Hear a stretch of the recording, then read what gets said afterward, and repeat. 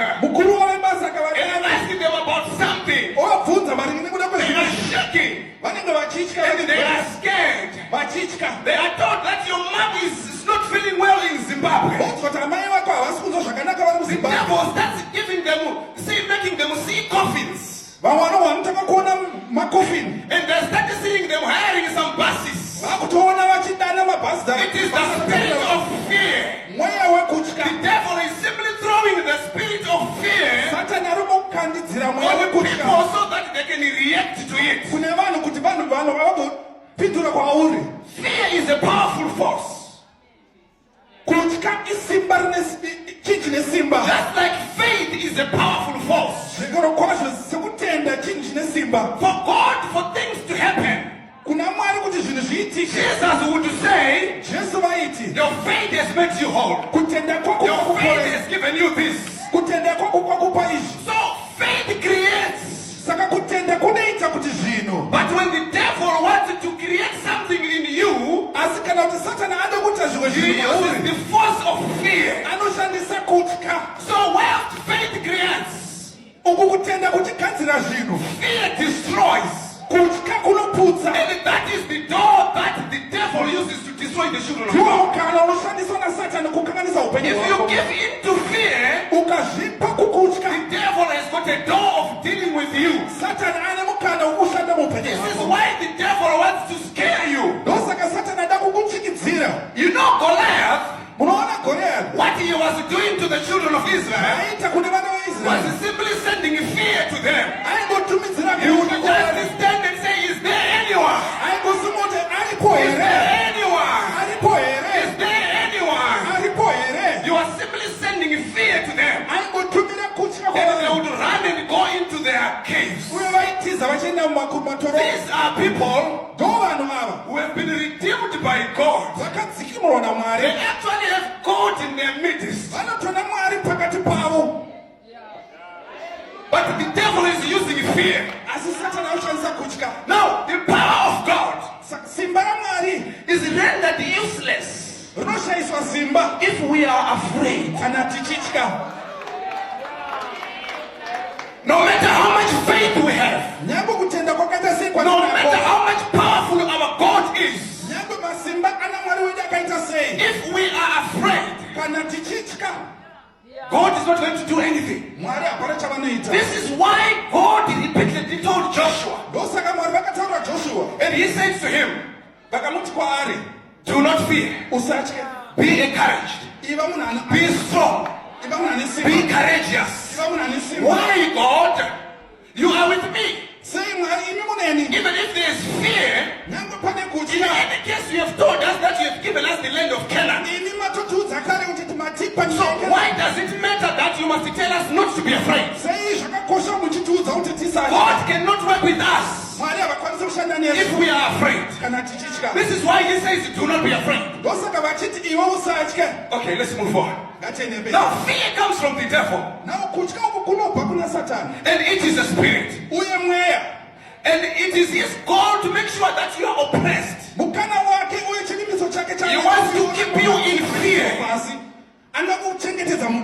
You know,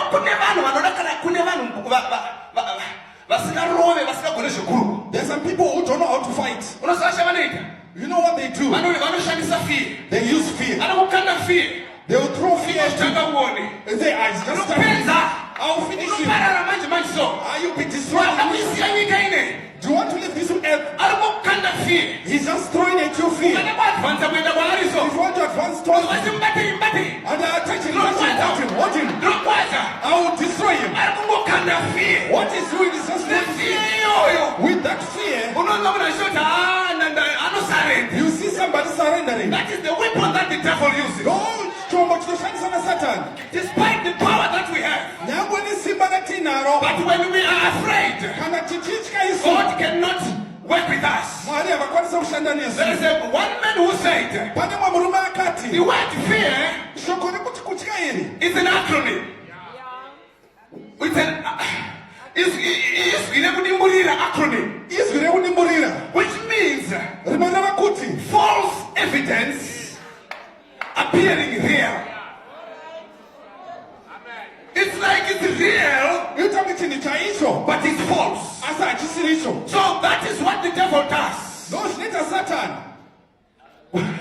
Now I want you to know and understand, as I have to move quickly, that in the Bible there are two types of fear. One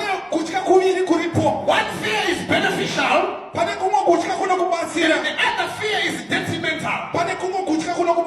Now all these fears, when they are defined and you go back to the original words, they mean different things. The first fear is the fear of the Lord. That one is beneficial to you, and it is different to the other fear. Even when you look on the original words, they mean something completely different. That fear means reverence. Respect, more too much respect. Yes, a lot of respect. Reverence for God. This is why the Bible then says, for the fear of the Lord is the beginning of wisdom. That is fear that a Christian or a child of God must have. Where you fear God, you fear His statutes, and you abide by His principles. Then the other fear, which is the fear that Timothy is being told by Paul here, it is the spirit of fear, which is a spirit of fearfulness and timidity. That is the fear that we want to deal with today. It is not beneficial to a child of God to have fear in your life. If you look at the Bible, there are many people who were afraid in the Bible, and they did not achieve what they were supposed to achieve because of fear. You know, Peter even denied Jesus as a result of fear. He was afraid that if they know that he was associated with Jesus, they were also going to take him. So he denied Jesus. Now, the fear that the devil puts in you will make you deny your Jesus. Will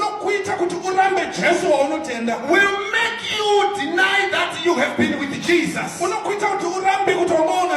The fear this we are talking about. If you read the verses before 2 Timothy chapter 1 verse 7 or verse 6.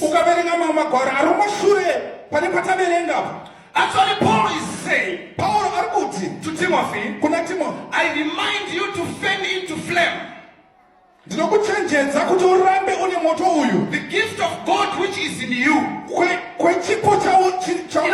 matter how gifted you are, Timothy had a gift. But from what Paul is saying, that gift was dying down. And he needed to fan it into flame. If you have fear, even the gift that God has given you will die down. They will not be seen because of fear. You will be afraid to exercise your gift because you are afraid of people's opinions. Peter was afraid. And he denied Jesus. Nicodemus was afraid. And he went to Jesus by night. And he said, Master, we know. Do you know? Even what you know, you will not be able to declare it publicly because of fear. Fear can keep you in a bottle.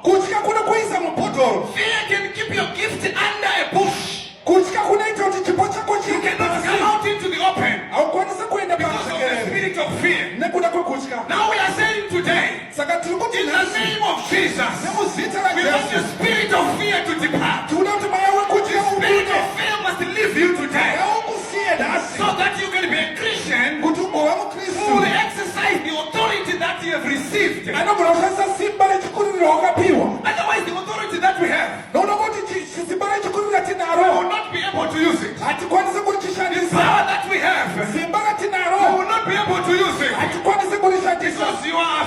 If someone has got a headache and they come and say, pray for me, fear will say to you, if he doesn't get well, if she doesn't get well, what are you going to do? They are going to laugh at you. We will say of the spirit of fear and say, in the name of Jesus, give us an instruction. I command your head to be healed. There is a lot of power in the church which we are not using because we are afraid. If a person on a wheelchair comes here, we will all start looking at pastor. I think pastor is going to lay hands. Elder is going to hide behind the pastor. But instead, what we should be saying, we should say, pastor, by the power that we have, we want to lay hands on this person. Let's say in the name of Jesus, rise up and walk. But many times we are afraid. You know, this fear is not only out there, it is also in the church. From the benches, even in us as leaders, we may be afraid to do what God said to do because we are afraid. The spirit of fear is seen throughout the Bible. Now, what are the dangers of fear? You know, fear makes you lose opportunities. We read about the story of the talents. The parable of the talents. I could not read all of it because of time. Now, the Bible says there was a certain man who called his servants and he gave them talents. To one he gave 5. Another one he gave 2. Another one he gave 1. And he went away. And when he came back, he called them to account for the talents that he had given them. Now the first one came and he said, Master, you gave me 5 and I went and worked it. I found another 5 for you. And he said, well done, faithful servant. Give him more. The king over many cities. The same happened to the one who had been given 2. He increased it also and he gave back 4. And they were given back to him. And the Lord congratulated him. Now comes the one who was given 1. And he comes in and he says, he started a message. I know that you are a hard man. You reap where you did not sow. And he tried to flatter him with so many words. You know what fear does? We start looking for so many excuses. We say so many things. This, that. Oh, your faith and this and that. Because fear is just trying to cover up. And he said, I was afraid. Actually, I'm not too sure if you saw that. If you go to verse 24. Then the man who had received the 1 talent came. Master, he said, I knew that you are hard men, harvesting where you have not sown and gathering where you have not scattered seed. Verse 25. Check verse 25.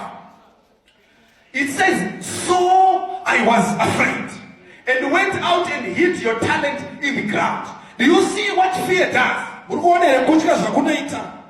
This man was afraid. And the talent that he had been given, he went and hit it in the ground. There are so many interpretations of what these talents are. Some actually say it was the weight of silver that was given to these people. Some will say these are gifts that they were given. No matter what the interpretation is. But this man went and hid his talent. God gives us talents. Every one of us here has got a talent. There are gifts that God has given us. But because people are afraid, they are hiding their talents. They are scared of people. They are scared of people's opinions. So one day, they will say to the master, you had given me this gift of singing, but I was afraid of the others in the praise and worship.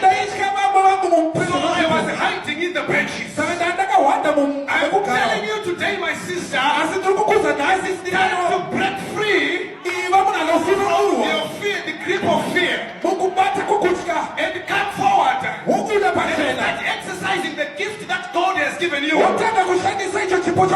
matter what people say. Even if they say I'm a discord, and they say you have got a discord, I'm not singing at your house.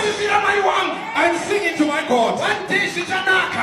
One day it shall be well. Don't be discouraged by people. They will make you lose the mark. Now this servant lost an opportunity. What did God do? The master said, take away what he has got and give it to that person who has got many. You lose promotion because of fear. He lost a multiplication of what he had because he was afraid. So I'm telling you today, fear can make you lose opportunities. You know, sometimes at your workplace, they might call you that there's a position here that you have seen that you'll be fit to fill this place. If God does not help you, you'll be caught in fear. And say, am I able to do this work?